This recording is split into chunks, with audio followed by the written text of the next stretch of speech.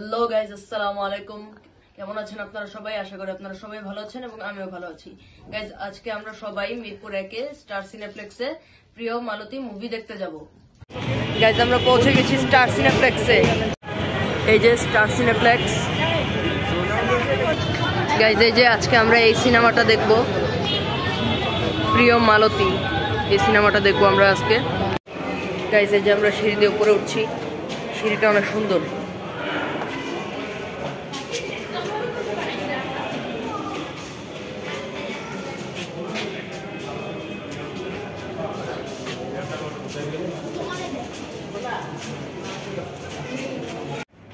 Guys, এখন আমরা হলের ভিতরে প্রবেশ করছি।